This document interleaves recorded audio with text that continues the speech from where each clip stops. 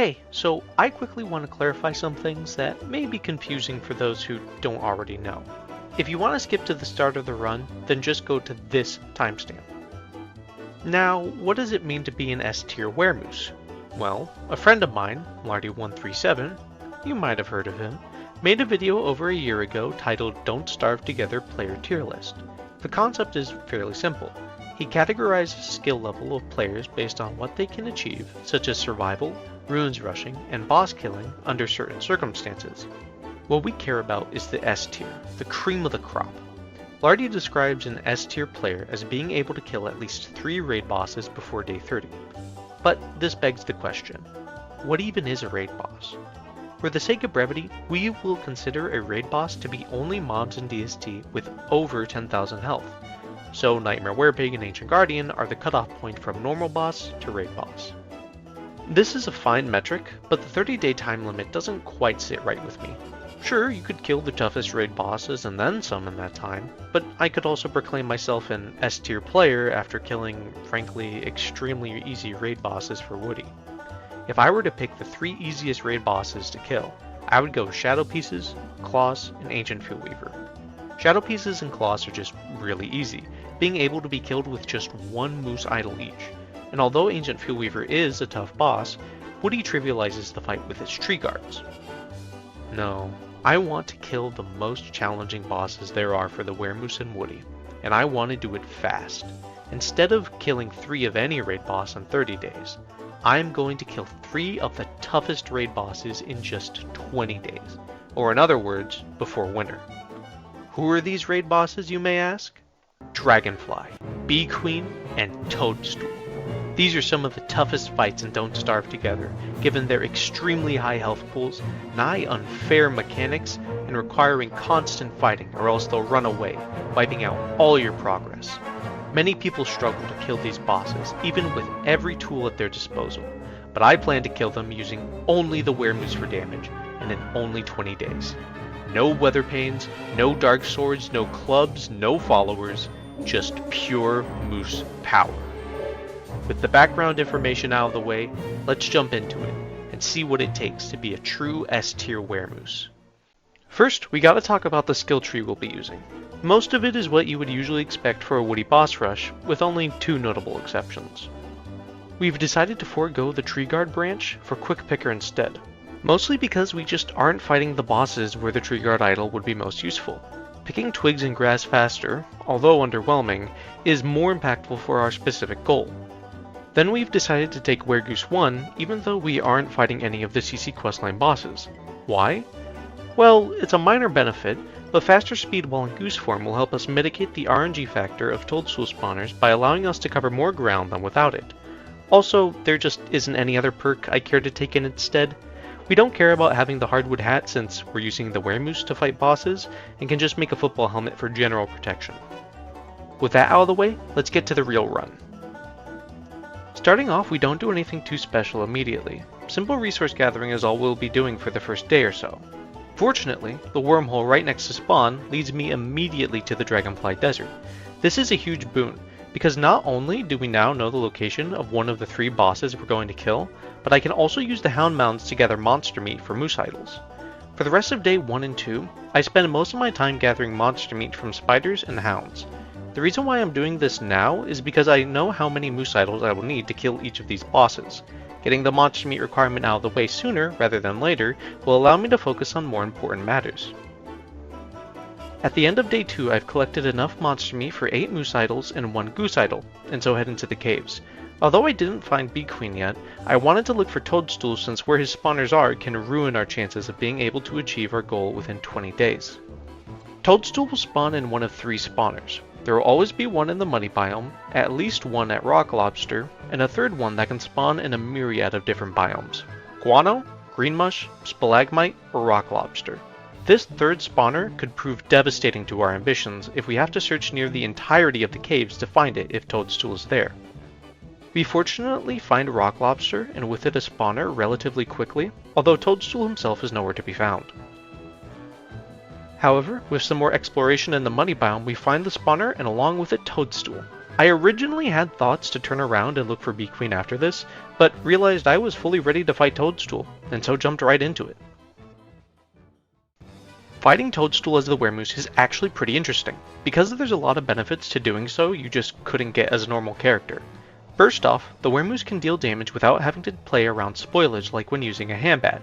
This, on top of 90% armor and regenerating health, allows you to play the Toadstool Fight very recklessly without dying. Next is the Moose Charge. With just 2 charges, the Weremoose can chop down a mushcap, allowing the Weremoose to quickly dispatch of them and go back to slamming Toadstool. These 2 aspects, combined with luring Toadstool behind a pond to delay him walking back to spawn mushcaps, will be the key to killing Toadstool quickly and with minimal resources. As a side note, maintaining wear meter is pretty important for this fight, and so I'm willing to give up a bit of health to prevent it from draining faster. To do this, I will often walk into a Spore Cloud so it deals damage to me, resetting my drain. The Spore Cloud does only 2 damage, so the trade-off is usually worthwhile.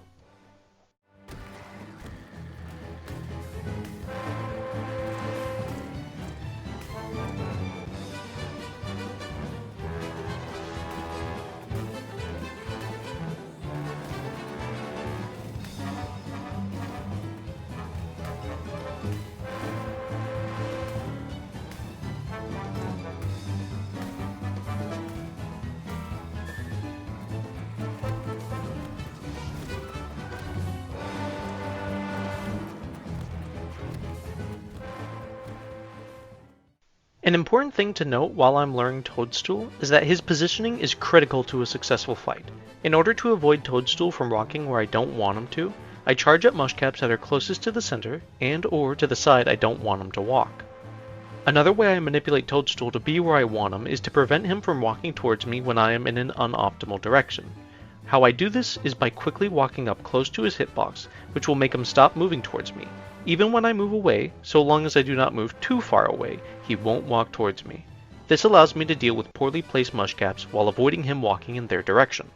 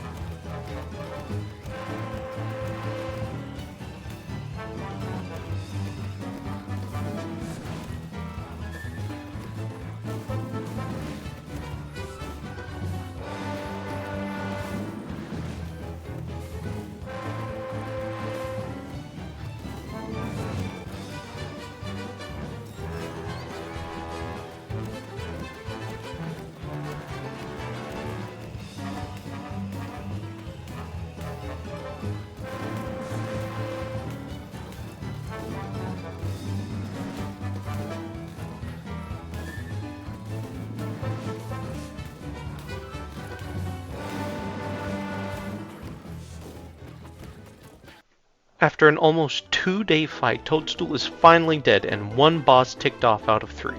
After killing Toad, I head back up to the surface and continue looking for Bee Queen and preparing the necessary materials. While exploring, I find the cobblestone road leading me to Bee Queen, the final boss we have to find, and Pig King. Pig King is an important biome for us to find, because not only does it have the pan flute, which we'll use sparingly against Dragonfly and Bee Queen, but also pig houses, which will allow us to quickly amass cut stone, boards, and gold for an alchemy engine and more.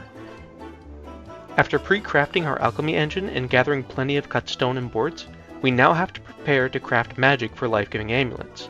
To do this, we head to the spawn savannah to gather 4 rabbits, and then head to Mosaic to gather gold and dig up graves for red gems.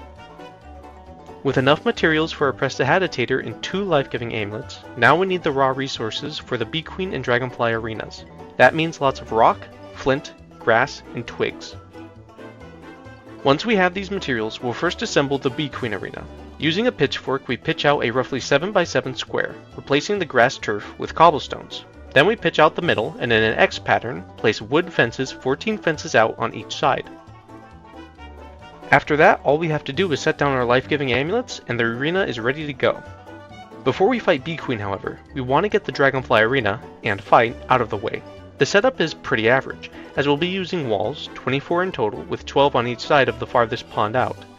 Then we'll place a punching bag behind the walls, far enough to avoid being set on fire by lava, and the arena is finished. Before we get to the fight, we'll need a hefty amount of healing. Rather than wasting time on crockpots making trail mix and pierogies, we're going to take a quick trip to the Blue Mushroom Forest. Since we have the Shadow Affinity skill, we really don't care about the sanity draining effect that blue caps have on us. It's an incredibly efficient and convenient source of healing.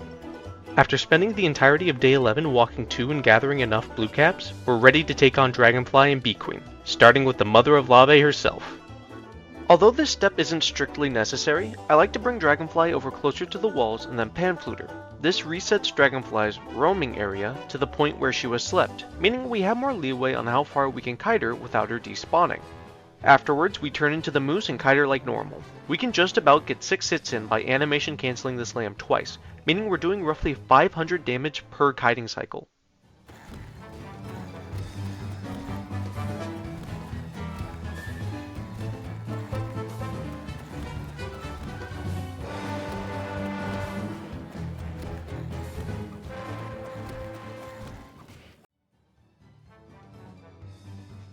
Once she reaches her spawning threshold, we retreat behind the walls and use the punching bag to maintain wear meter. Once she returns, we'll kite her like normal, and after the larvae die, she'll either enrage or go back to spawn larvae. We're fairly lucky this fight, as she spawns larvae twice before enraging, which means we use less idols and healing throughout the fight, as well as take on less risk.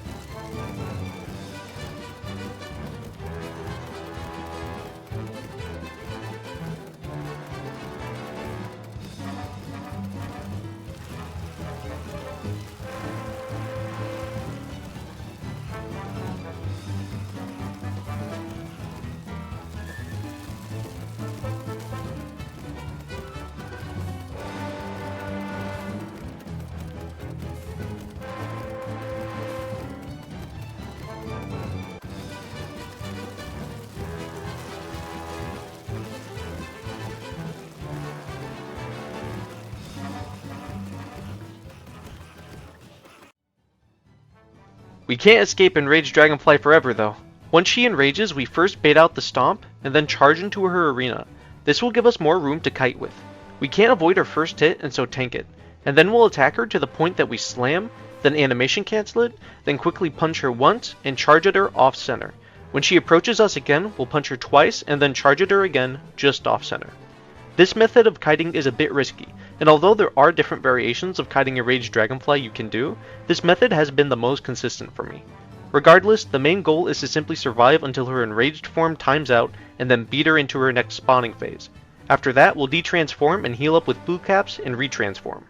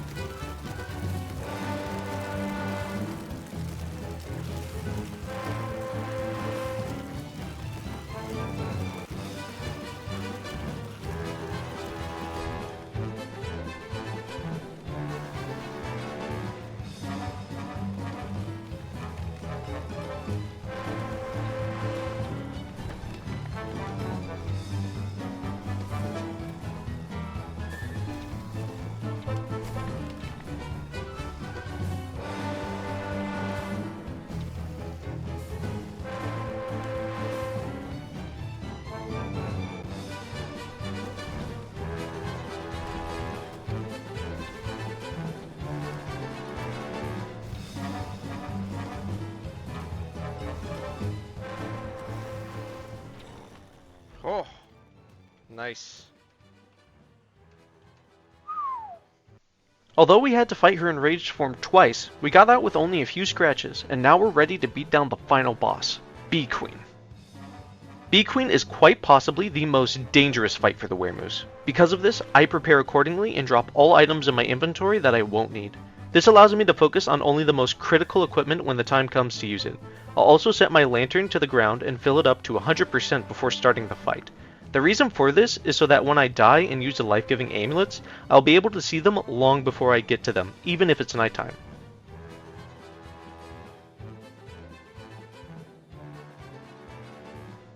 After hammering the hive and getting a slam in, now I charge around the arena. The purpose is to separate Bee Queen from her Grumblebees, since they often won't fly over walls, instead opting to go all the way around them. This allows me to tank Bee Queen and get 3 to 4 slams in each time, or roughly 750 to 1000 damage each cycle.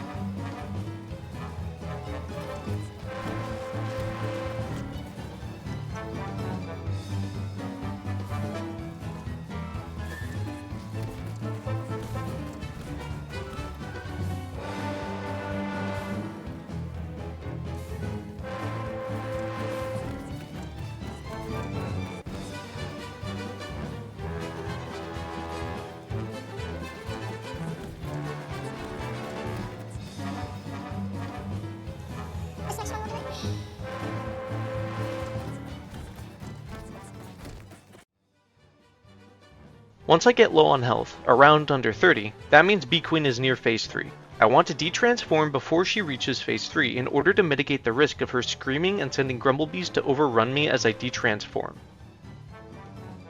I make sure to charge away from the arena at around 20 Weremeter left, equip my helmet, and then sleep Bee Queen and her Grumblebees.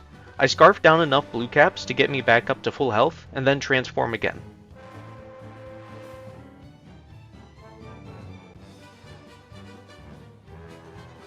During phases 3 and 4 I won't be charging around the arena, at least not as often. Because of the start and end lag, if I charged rather than walked on the cobblestones, the Grumblebees will catch up to and hit stun me. For phase 3, I can continue roughly the same cycle of 3 to 4 slams, charging to the road but preemptively stopping to then run along it once she starts screaming.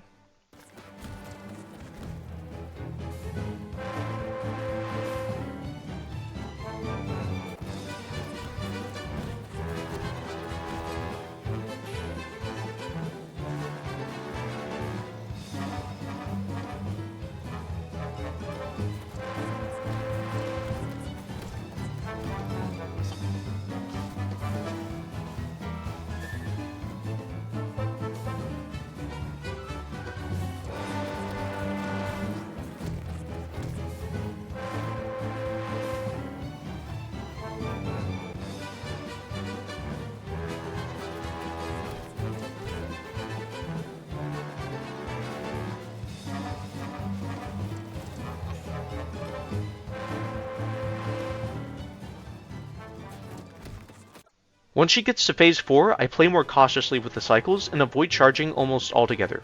I'll reach a point in the fight where I simply don't have any more health, and rather than stall it, I will embrace death with open arms.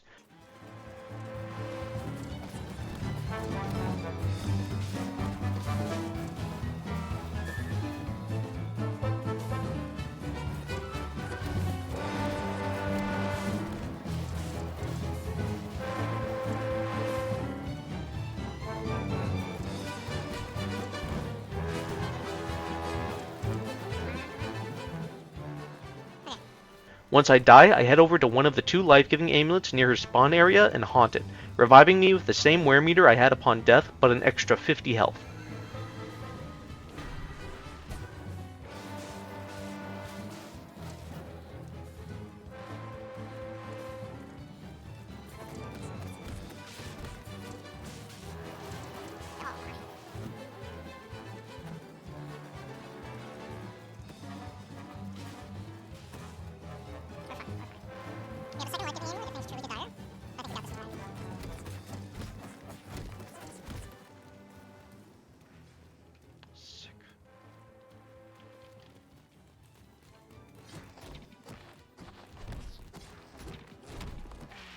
there's a bee queen. And that is all 3 non-questline raid bosses, non-crossover raid bosses too.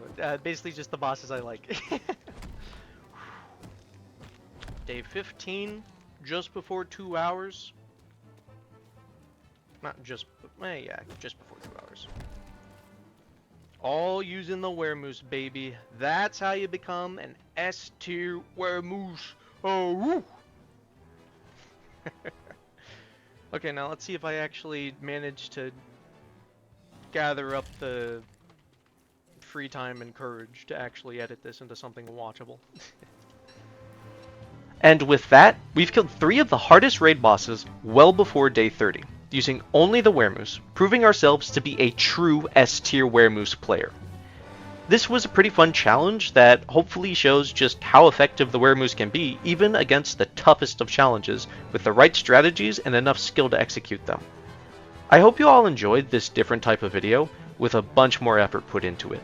I rarely have the will to spend so much time on a single world, so consider it a very special treat from me to you. I hope you all have a good one, and see you in the next video.